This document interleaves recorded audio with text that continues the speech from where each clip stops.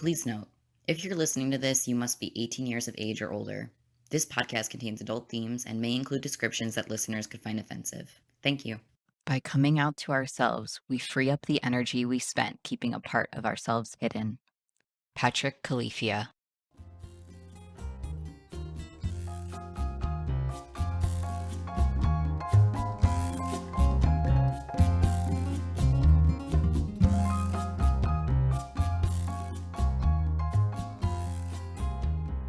Welcome to the Kinky Nerdy Poly Podcast.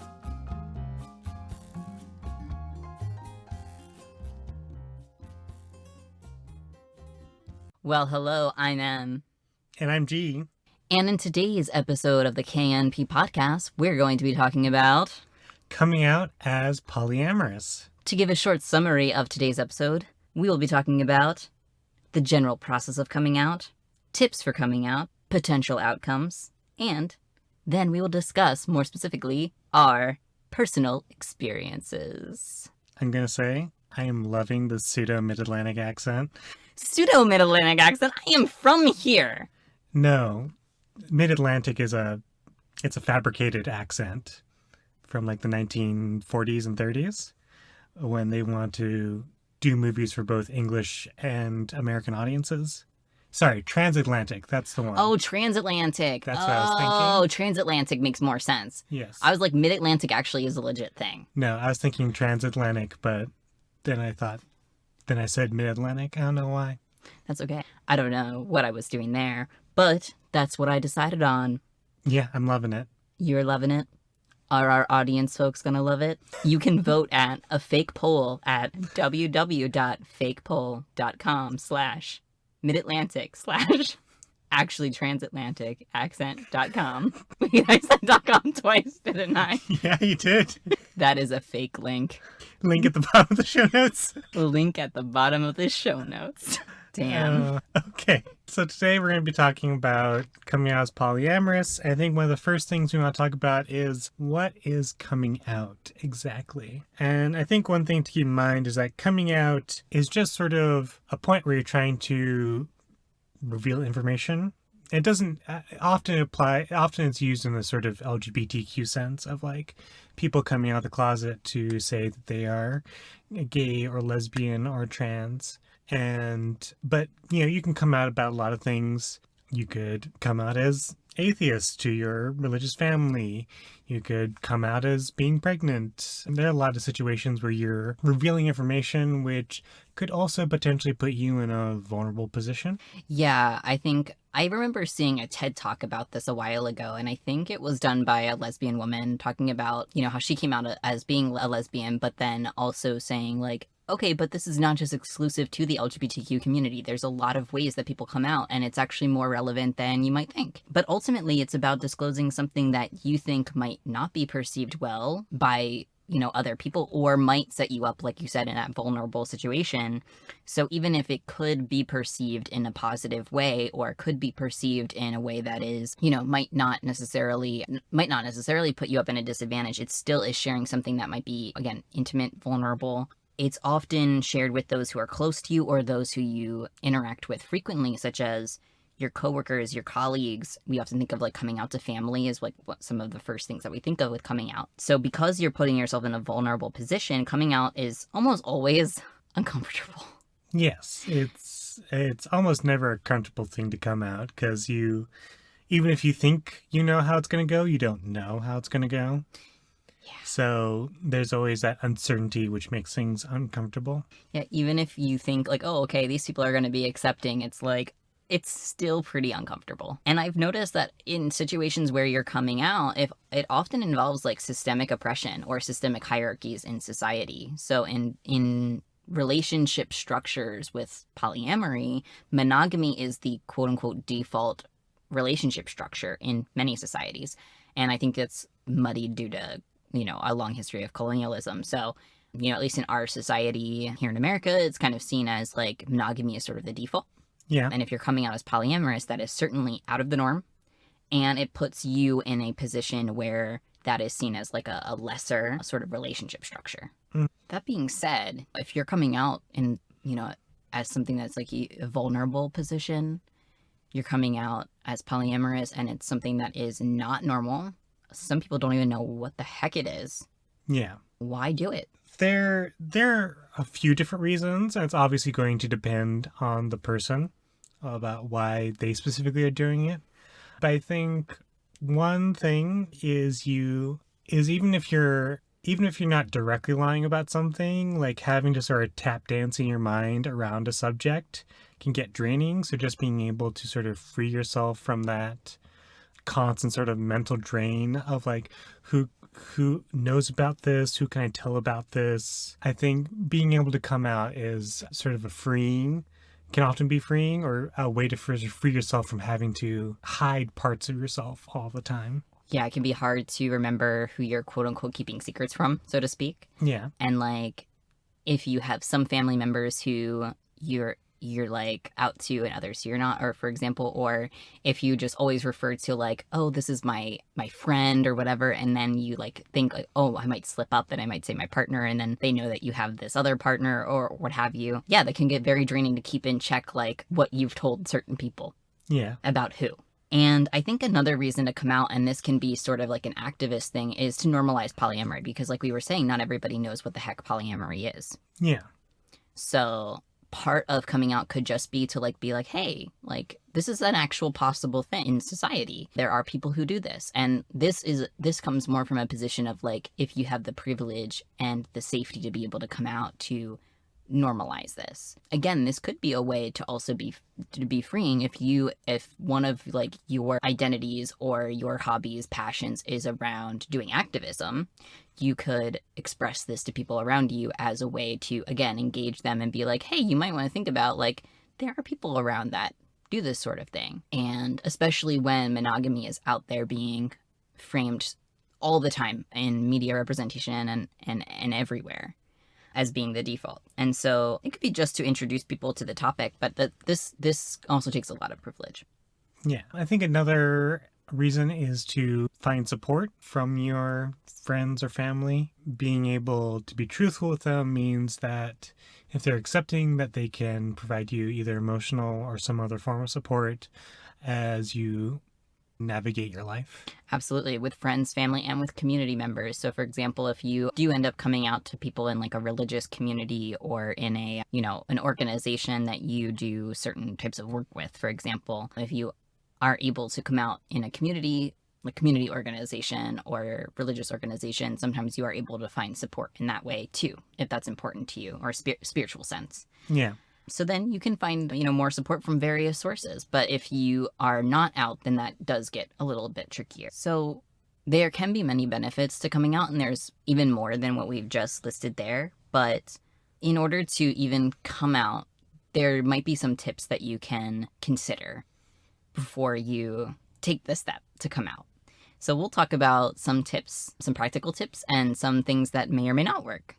Yeah. Like I said, sort of take everything that you feel like is applicable to you and modify it as you see fit to fit your specific situation. But yeah, I think one of the first tips is sort of getting your mental space in order, making sure that you're, as much as possible in our capitalist society, not super stressed, maybe, make sure that, if you're on medication, that you're taking your medication regularly, stuff like that. And I found it personally and I'll talk about this more later, I found personally it was helpful to sort of visualize or game plan, like, what were the possible outcomes for like these coming out conversation I had. Visualizing can definitely be a helpful tool. For me, it was, if I was going to do a visualization technique, I'm very prone to anxiety.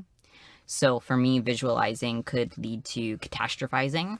And therefore, it was very helpful for me to do that with someone who was a skilled, like, professional, like a therapist. That way I didn't devolve it, like, go into that spiral of all or nothing or catastrophizing thinking, because when I visualize outcomes, I can get stuck on, like, the worst possible outcome. Instead of seeing, like, oh, but yes, there is the worst possible outcome. Of course, there's always a worst possible outcome. But there's also much better outcomes, and the other outcomes and the neutral outcomes are also more likely to happen than the worst possible outcome. Yeah. I think you had also said that you would visualize some of the outcomes with friends. You had shared this with me before? I talked about it with a friend. So as I was planning on coming out, I talked about it with my friend Kay, and sort of we talked about, because he's known me the longest, and we talked about like different scenarios and which scenarios we thought were the most likely ones. So yeah, just sort of being able to talk it out was helpful for me. I think that's something that can be helpful about with practicing with friends, or again, therapists can be practicing just the act of coming out with friends. So you could pretend again that your therapist or your friend, again, with their consent, is your, whoever, parent, sibling, whoever, and, kind of role play what it would be like to come out to them, if that's helpful for you. And I think another really practical tip for me that helped me the most was coming out to someone who I thought was going to be the most accepting first. Getting people who I knew would be on my side. So again, I came out to people who in my family who I thought, okay, these people are more likely to be accepting. So I'm going to come out to them before I come out to the people who are a little bit harder to quote unquote get on my side. Yeah, I definitely agree. My circle of sort of people I came out to was sort of close friends. My sister was another person who I came out to fairly early on. It wasn't until like much later that I decided to come out to the people who I thought would be hardest to come out to. One other thing that you could do to come out, and I did not do this with coming out as polyamorous, but I did do this with coming out as trans. I did this with coming out as trans to my grandparents because I didn't know how to come out verbally to them, is writing a letter. And have you ever done this, come out in a letter? No. Okay. Well, you can come out in all sorts of ways. You don't have to just do it face to face. And of course, in Zoom times, you could come out over Zoom if you really wanted to. So that way, at least you don't have the awkward, Zoom is kind of like face to face, but then at least you're not physically there. But I did write a letter to my grandparents coming out as trans. And because I was just, again, I'm a very anxious person and I was just too nervous to do it in person. And it did help for me. There was a little bit of anxiety waiting for the response because, like, at least in person or in real time, you have the immediacy of knowing whether or not they reject you or accept you, kind of. Unless I think maybe in a rare case you might get someone who says, oh, I need to really process that. But I think the majority of people are going to say right off the bat, they're going to say how they feel. Yeah. One way or another. And they might additionally say, and I still need to process a lot of my feelings. And they might change their feelings. But for the large part, writing a letter means you do not get to know their feelings right away. Yeah, as you were talking, I realized that I haven't come out in a letter, but I did kind of come out in a Facebook post because I posted on Facebook what name I wanted to be called and the pronouns I wanted to be used.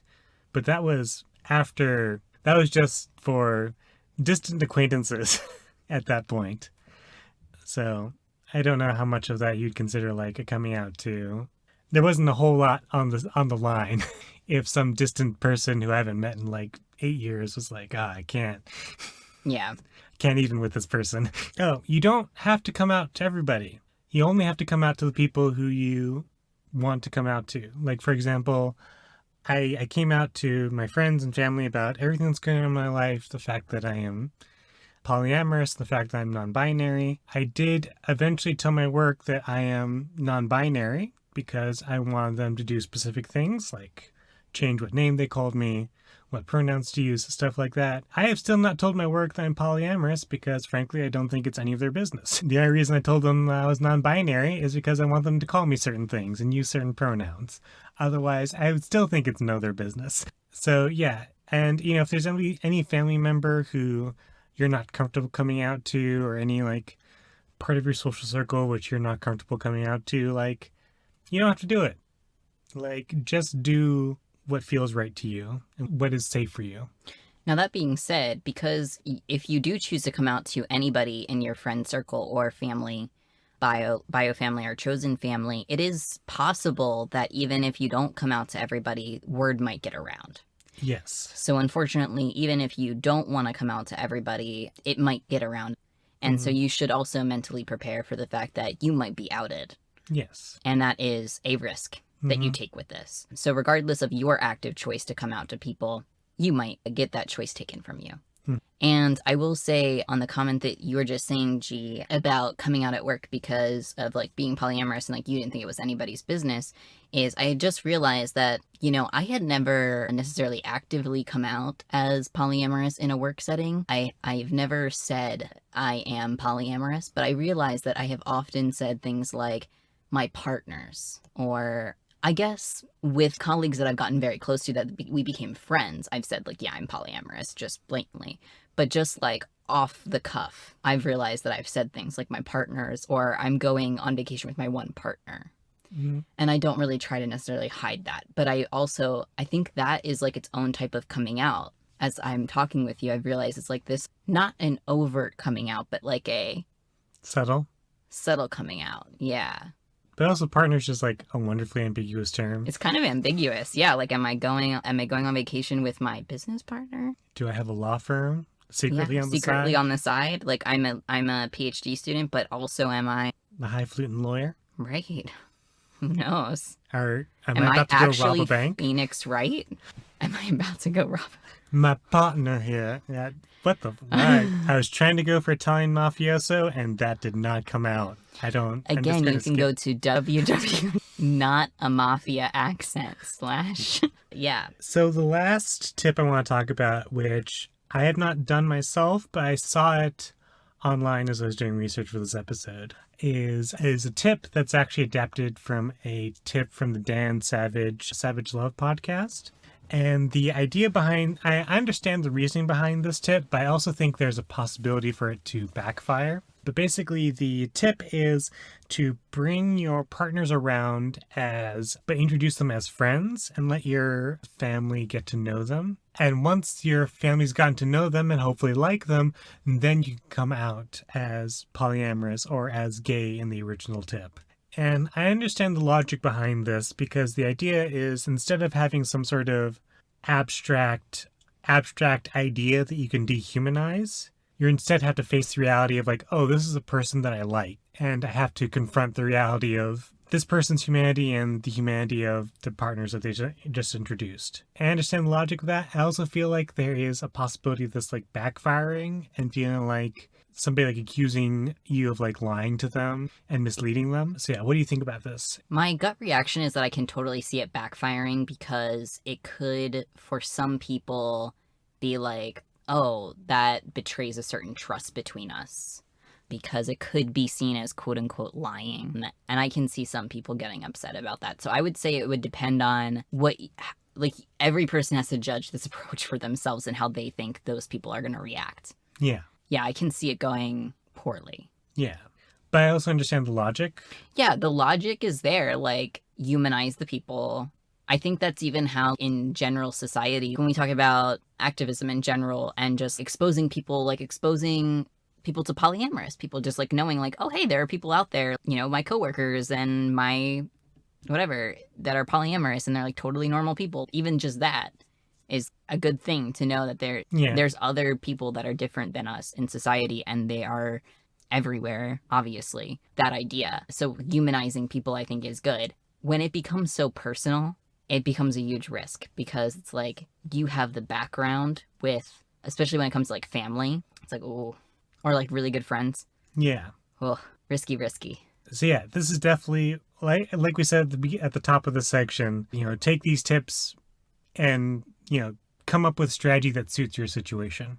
So now that we've given you some tips, we would also like to talk about potential reactions. And I had thought about these reactions just to, you know, oversimplify things. We sort of have like the positive, neutral, negative reactions, and then like a mixed bags of those things. And more than anything, you're going to be answering a lot of questions, most likely. And a lot of the common questions that I've gotten as a reaction is like, isn't that cheating? Or like an equivalent of that question. Or like, does this partner know? Like, especially if they know like that they know one of your partners, but they don't know your other partners. Like, do they know? So that's kind of how I have divvied up these reactions in a very oversimplified way. Yes. Yeah, I think, isn't this the cheating question is a big one. I think another big one that at least I've gotten is asking about sex. and like how that works. Really? Yeah. What? I've gotten a lot of sex questions too, but like, why? Because people think when they hear polyamory, they just think it's a nonstop orgy, Right.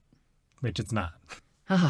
So let's go over these reactions. We have the positive reaction, which I would say, based off of all of the stories I've heard of people coming out, this one's kind of rare. Yeah. But this is like the, oh, you know, we love you and support you and we're so happy we want to meet your partners and this is... Or it's the, oh, I'm into that too. Or it's the, oh yeah, or, oh, I'm polyamorous too. You find out you know, your parents are polyamorous or your siblings or whatever. Yeah, that happens. But you had mentioned when I had wrote this note that you had thought the positive was the neutral. Yeah. The neutral. When I was first reading these over, I was like, isn't the positive like, oh, you do you? Like, yeah, that's what I thought was the neutral. So like the neutral is just like, yeah, you do you. I respect that, but I might not get it, but you do you. I don't necessarily want to know any more about it, but whatever. That's kind of what I saw as the neutral reaction. I've had a lot of neutral reactions overall. Yeah. But you saw that more as the positive reaction. I think in a majority of scenarios, this would probably be like the positive reaction. At least when and I'll talk about this more, like when I was coming out to my parents, like this was kind of the best I was hoping for. Funnily enough, when I thought about I also happen to be X, whatever X is, it reminded me of a time when I found out that some of my friends were also in the kink scene. I hadn't realized that. That's great.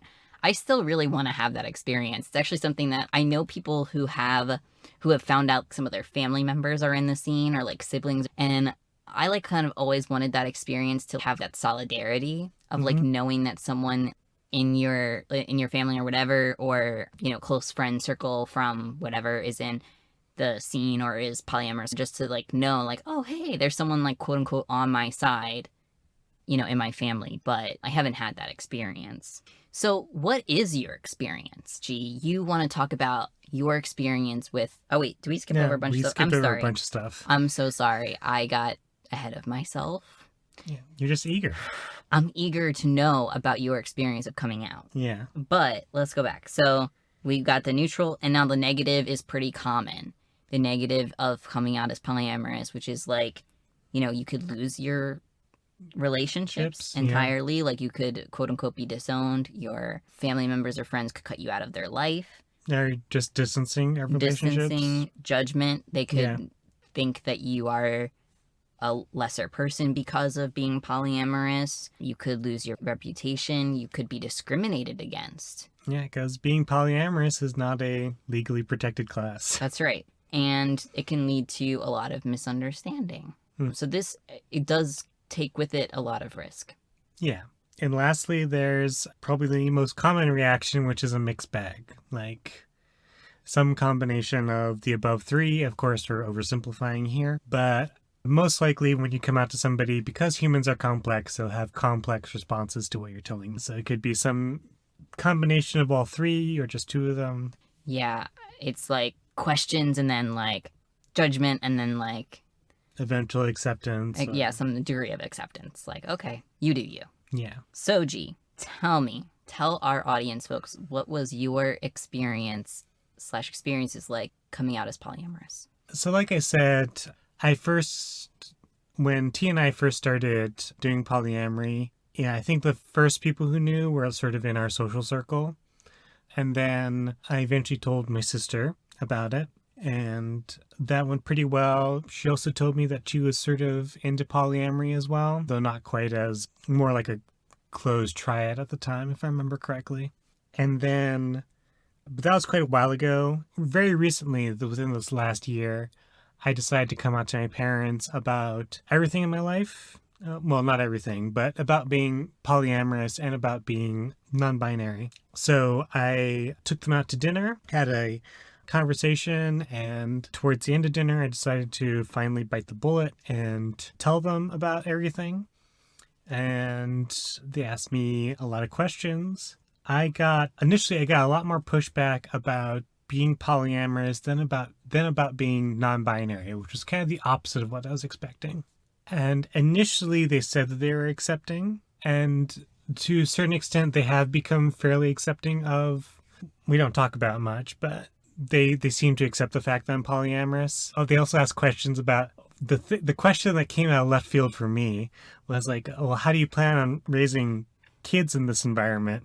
And I'm like, kids are not on the horizon, which I think disappointed them. Fortunately, they're not too pushy on that subject, unlike some other parents I've heard of. So yeah, so at first they pushed back a lot about the polyamory, but they said they were initially accepting, but sort of as time has gone on, it's kind of flipped in the sense that they're still not very accepting of the fact that I'm non-binary, but they seem to have come to terms with the fact that I have multiple partners. I don't know if that's just like more socially acceptable to them because they're from like a generation where like it was known that people had affairs, so like the idea of multiple partners is not completely outside their universe of knowledge.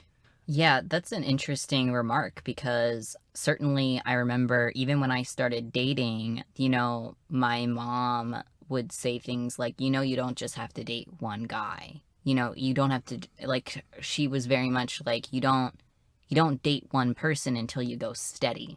Yeah. Like, you date around with multiple people and then you decide to settle, like, you go steady with a person. And so, like, there is some degree of flexibility, but the dating scene has changed, actually, in a way, since then. Oh, yeah. So, yeah, that is interesting. But so you would say, like, now they're more accepting of the polyamory thing. Yeah, I'd say they're more accepting of it now. And, my mom will ask about both you and about T. And my dad is a little bit more stubborn about it, but he's still, I think, more accepting of that than of my gender queerness. Mm-hmm. And so they ask about me and T, and do you think, like, what other benefits do you think you've gotten from being out? I mean, the main thing is just not having to tiptoe. Like, having to explain to when I first moved to Baltimore, like, I didn't want to have to explain to my parents, like, why, like, because T and I were polyamorous at that point. And I didn't want to try to explain to my parents that it's like, oh, I'm still with T, but, I might possibly bring other people around. This is back when I thought I'd be doing that. So I just said, yeah, T and I broke up, but we're still friends. And so I think for a while, they were very confused about why I still spent a lot of time with T, despite the fact that we broke up, quote unquote, broke up like years ago. So yeah, just not having to tiptoe around certain things. And, also, get to have some more stuff to talk about at the dining table, which can sometimes be difficult if you have some fraught history with your family. That's really interesting. So my journey of coming out happened in stages that went back and forth because I think what happened was my family didn't quite believe me anytime I came out about anything. They always thought this is a phase. Yeah. And it was never a phase. So I had to keep re-coming out about something. And I think, like, I had tried to come out about my sexuality back in, like, middle school, and then that was a phase to them, so then I had to, like, re-come out in college, and I tried to, like, come out about my gender when I was, like, just exploring, and I was, like, kind of going by agender, gender, queer, gender fluid. I went by a couple different things at the time, because I was still exploring, and I wasn't sure quite yet, and to be honest, like, I'm still very confused about my gender, let's be honest, it's a confusing thing. What is gender? That is a whole separate thing that we will not get into on this episode of KNP. But I came out to my dad first. And so my dad and my mom aren't together, and they never were, really. So he's like the most accepting, but even he had concerns. And his concerns were very much wrapped up in he knew that I was dating someone who was married, and his concerns were that I wouldn't be as important because I wasn't married to this person. And actually that's like a very perceptive concern. He was very quick on this sets you up in a different, they're in a hierarchical thing, and like then and I was like, that's, I can see your concern, and that's very perceptive.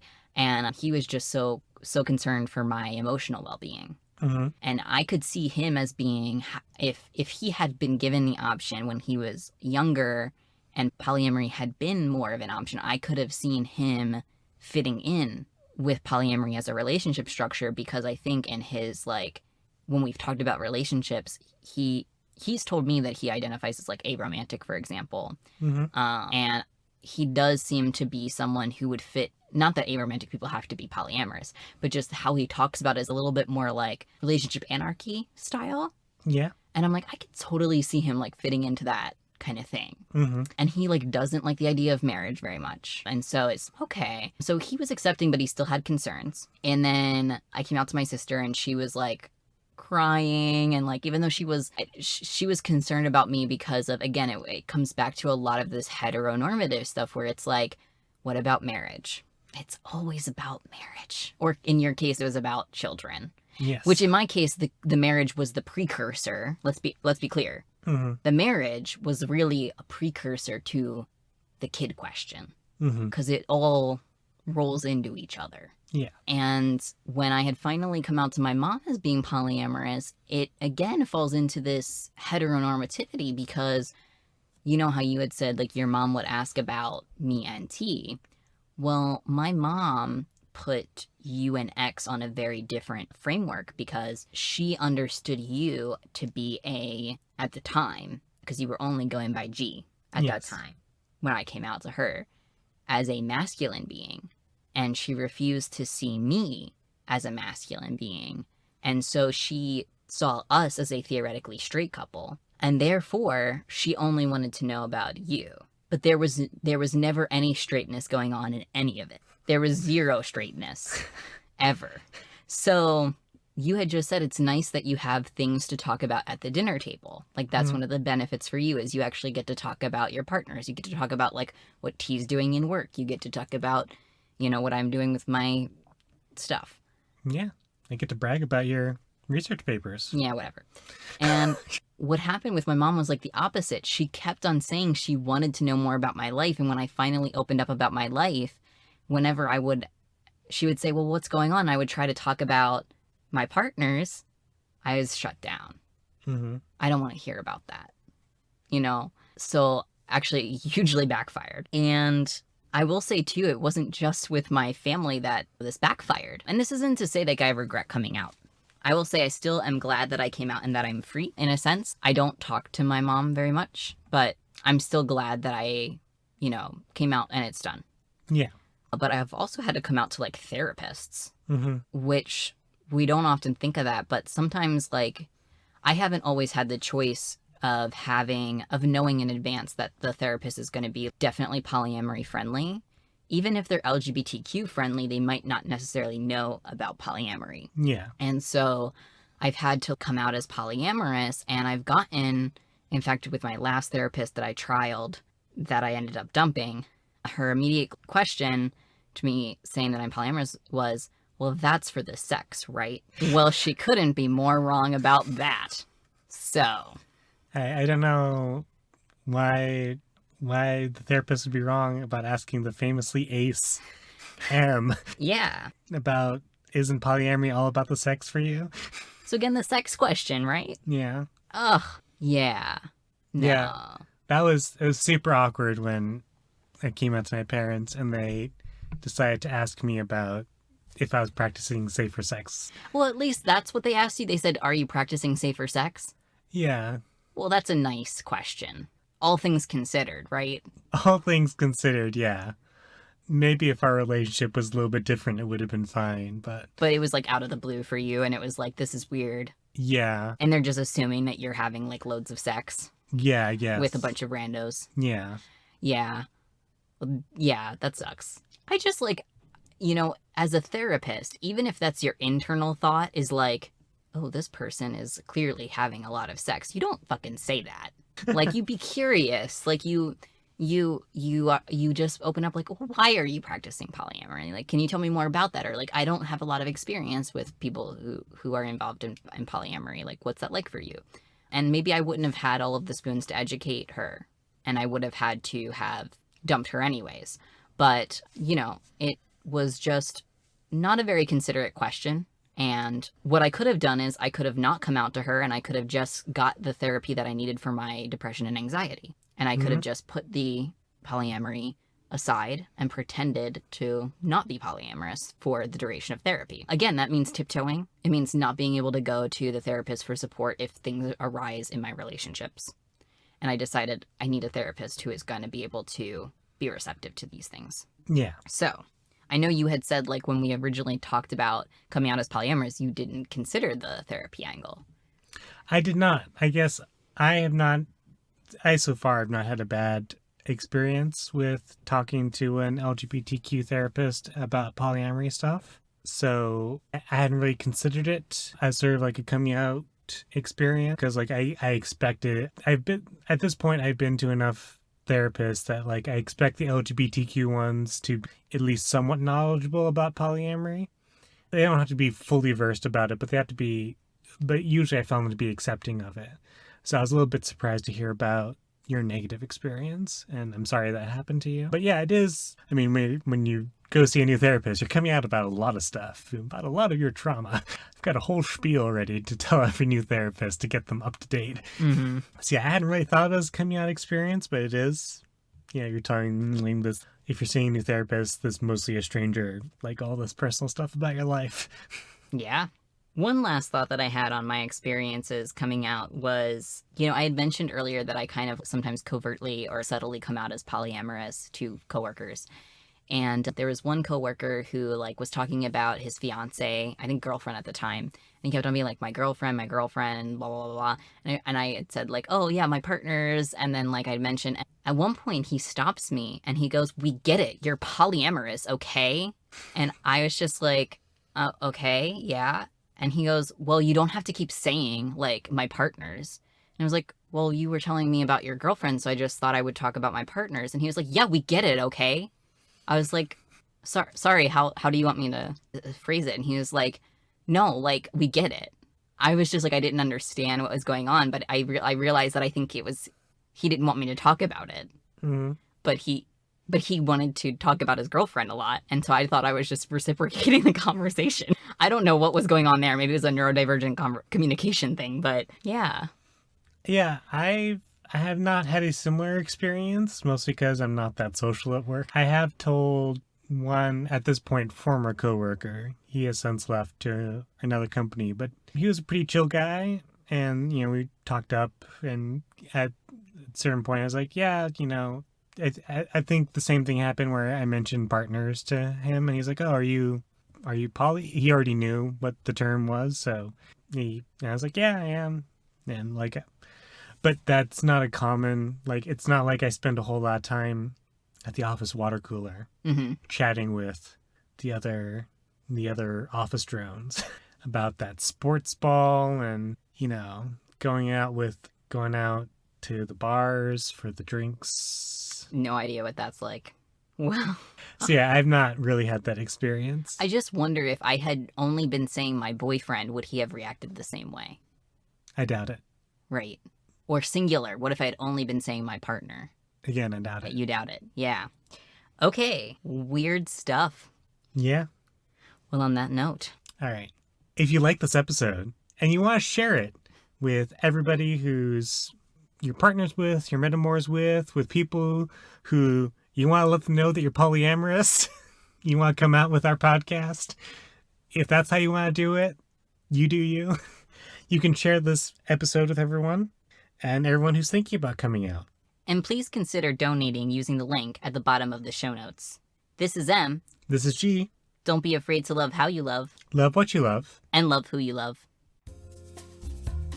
If you'd like to get in touch with either M or myself, you can tweet us at KNP Podcast.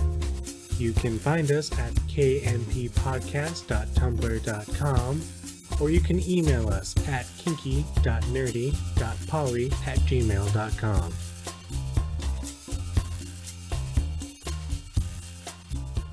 Alrighty. I can see our waveforms. Woo-hoo. What? You don't remember any of the song that ends with a woohoo? A woohoo. Duck dicks, a woohoo. What? Duck dicks. Oh my god, do not do that to me. Why would you do that to me right now? We're not doing that. We are not doing that. Okay? We're not doing that. We're not doing duck dicks. We're not doing duck dicks. Okay. I'm moving the mic a little closer to you. Okay. because my waveforms are looking good, and I'm pretty sure your voice sounds good. Say stuff again. I'm saying stuff that's definitely not duck dicks. Woohoo. Okay. Be excited about something. Be excited. Oh, that was good. All right. Excitement 101. Okay, you don't have to be that excited. Oh, Please don't be that excited, actually. dial the excitement down to just 100, not 101. I'm gonna just... Please don't be that excited.